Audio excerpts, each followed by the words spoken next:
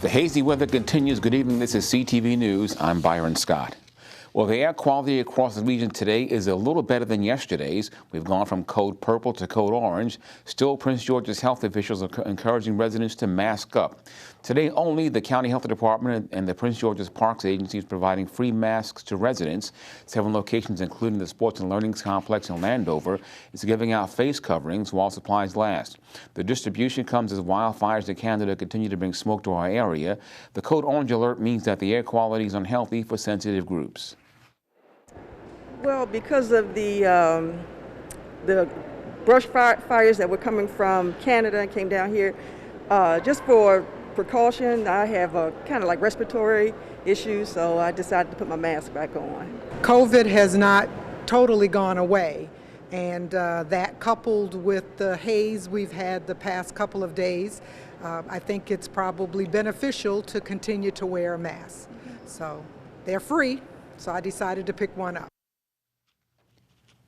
The Sports and Learning Complex and Southern Regional Technology Complex and the Laurel Beltsville Senior Center will give out masks until 7 p.m. Well, the county's Department of Public Works and Transportation unveiled a new machine today, and it comes to the start of the rainy season. It's called the Sandbagger, and its name implies it fills bags with sand. Officials unveiling the mechanical device as part of a new pilot program into mitigating residential flooding. The Sandbag program will give residents 4 50-pound bags of sand that they can use to keep waters from entering the doors or basement windows. The county has 600 tons of sand to give away. The only catch is you have to pick it up yourself. We're providing protection to a little over 6,000 homes. So that's 6,146 is the exact number of homes that are at risk. These homes will now have a means to sort of protect areas where water could enter into basements and through windows and things of that nature. Residents in unincorporated areas can pick up their sand tomorrow from 8 to 4 at any of the county's 3 DBW&T facilities. For more information, go to the website on your screen and enter Sandbag in the search window. Well, the man charged with shooting 2 people during a funeral service was in court this afternoon. A judge ordering that Wilson Chavis be held without bond. This all stems from a shooting incident at the Washington National Cemetery in Suitland on Tuesday. Police say Chavis, who owns a funeral parlor, got into a dispute with 2 people from another funeral business. At the time of the incident, Chavis's company was conducting the funeral for 10-year-old Ariana Davis, who was shot on Mother's Day. Investigators say during the conflict, Chavis pulled out a gun, shot 2 people. Ronald Banks, who was serving as a pallbearer for the 10-year-old girl, was fatally shot. Well, the Maryland State Board of Elections picks a new leader. Jared DeMarinis, a 18-year-old veteran of the board, will take the reins this fall as the agency's new elections administrator. DeMarinis is currently the Director of Candidacy and Campaign Finance for the 5-member board.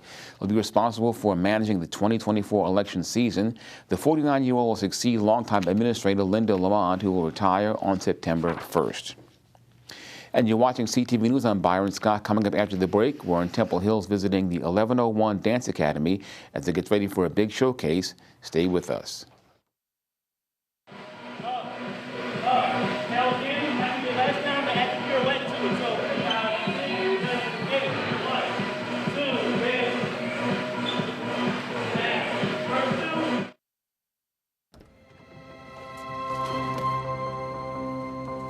The impact of a meal goes well beyond feeding our bodies.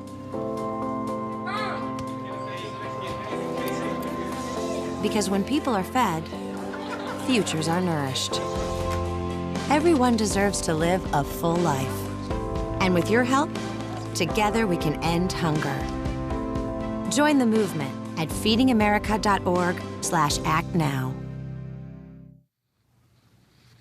Welcome back. Tonight we shine a light on an up-and-coming dance team here in the county. Producer Tyra Ware was sat in on a rehearsal with 1101 Dance Academy as it prepared for a big performance this evening. 1101 Dance Academy is sort of a project that just happened with me not being able to dance in high school because I was shunned away because I was a male trying to dance. And I started accepting more students. It was really about giving young men and women the shine that I could not get or was not allowed to get when I was coming along. And kids across Maryland, PG County, Virginia, DC, I was able to for almost 13 years now. Something about 1101 Dance Academy is that when I joined, I suggested that Coach X coach that coach our dance team, and it worked out pretty well. We show each other love and respect. I mean, we all come together as siblings. We don't treat anybody with disrespect.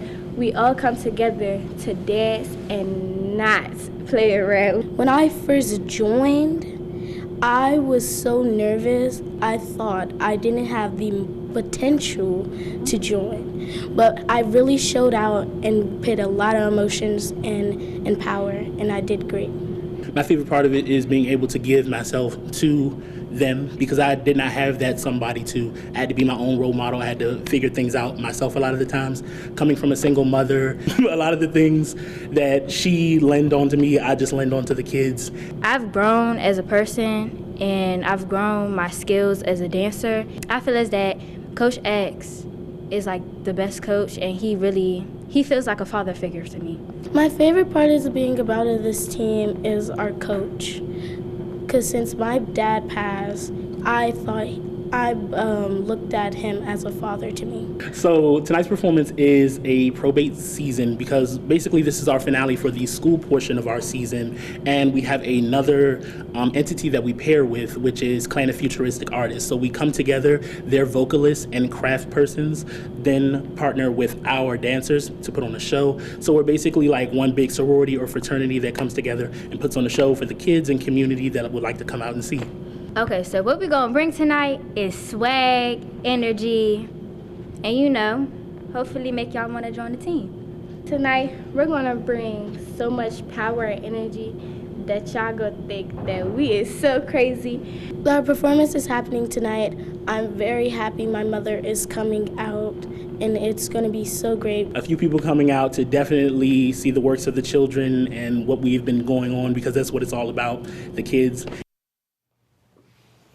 And you can catch 1101 tonight in their Friends and the Family Showcase. It'll be held at the Imagine Lincoln Public Charter School from 5 to 7. Well, County Council member at large Mel Franklin is hosting an event aimed at improving the lives of men and their families in the county. It's called the 1,000 Fathers Rally for Peace, and it's set for this Sunday. Men will have access to resources for employment, child support, mental and physical health, and more.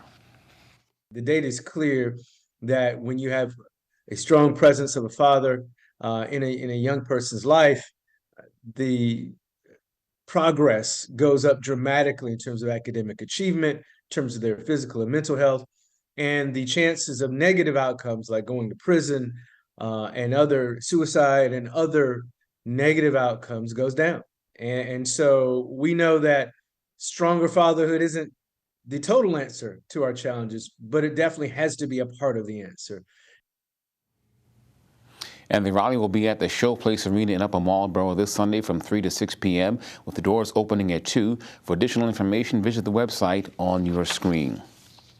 And observing Men's Health Month, the PUL chapter of Alpha Phi Alpha Fraternity Incorporated will host its annual Men's Health Forum this weekend. CTV News spoke with Dr. Torrance Brown, who shared what attendees can expect at the event. In particular, this year's Health Forum will focus in 4 specific areas. Of course, in June, we paused to celebrate Men's Health Month. During this month, we're going to be covering the social determinants of health in young men, which will feature educators, medical providers, and mental health professionals. We'll have a segment on men and preventive medicine, which will provide the audience with opportunities to talk to medical doctors and nurses. And we'll have a session on men and health strategies to focus on diet and exercise. And finally, we'll round it out with men and mental health to discuss mental health strategies with both providers and researchers. That forum is set for tomorrow at the Reed Temple AME Church in Glendale from 10 to 3 p.m. Visit the site on your screen for more information and to register in advance. Well, the Women's Veterans Recognition and Resource Fair is set for this Saturday at Prince George's Community College. The fair will honor vets from the county and offer resources such as resume building tools. Attendees will also have a chance to take home clothing to wear at a future job interview. Kim Delk is the Veteran Student Advisor at PGCTV. If you think you might want assistance filing a claim for the VA, bring all of your VA paperwork and your DD-214.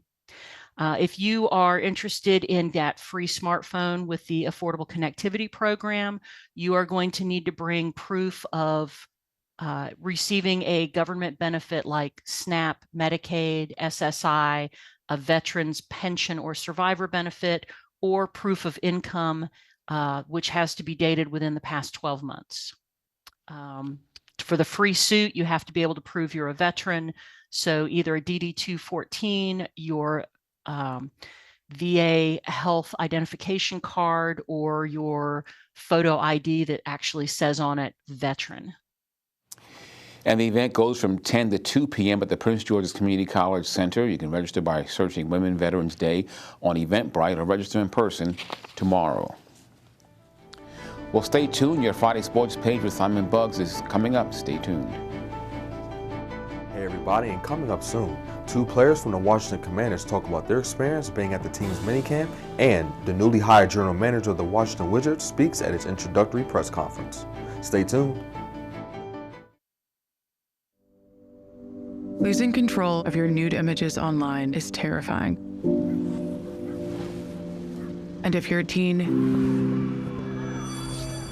it may feel impossible to reverse it. Well, you can't go back in time and unsend. We can help you move forward.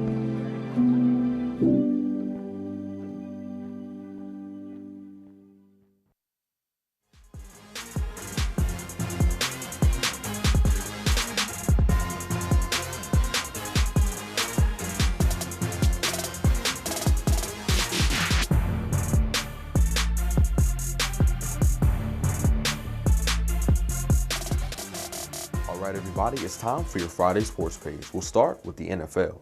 The Washington Commanders began their mandatory minicamp this week. This serves as the team's final stage of preparation before they begin training camp in late July. Among the players at minicamp was free safety and special teams player Jeremy Reeves. Reeves, who made the Pro Bowl this past season, says minicamp for him has been very productive. It was awesome. It was good. You know, it's always good to, you know, get that competition going, because when you're in off season and you're training, you're not really going against anybody. You know, you have your workout programs and everything. So to get out here and be able to compete against like actual guys moving around, flying around, that's always good and it's always productive. Another player who's been part of the team's minicamp is running back Chris Rodriguez Jr. Rodriguez was selected by the Commanders in the 6th round of this year's NFL Draft, and he said that being in this Eric Bieniemy-led offense has been different for him. Coach EB is a lot different than any other college coach that I've been around. You know, I mean, it was just times that like I finished 10 yards and he's like, no, we need to finish 40, and it's just like, okay. So yeah, it's different, but he understands, and once you do something good, he's gonna congratulate you. If you do something bad, he'll let you know about it. Switching gears to the NBA, it was recently announced that the Washington Wizards hired Will Dawkins as their new general manager. Dawkins spoke yesterday and explained the type of players he wants on the team. It's more about the person than it really is the player. You got to make sure you're bringing in the right people and they're about the right things. So whether that's a competitiveness, effort, willingness to be unselfish and those things, that's going to bring the type of players we want in, and then the basketball will dictate itself with coach and everything on that end. So there'll be characteristics that we'll look for on the court for sure, but it starts with the person, and that'll be the process and the vetting process, and we'll find out and create what a wizard player it is, and we'll go after those type of players. Lastly, the Baltimore Orioles took down the Milwaukee Brewers yesterday, 8-3. The Birds are now 38-24 and will begin their series against the Kansas City Royals tonight at 7:05. And that is your Friday Sports page. Simon Buggs, CTV Sports. And that's CTV News for now. I'm Byron Scott. Have a great weekend. Good night.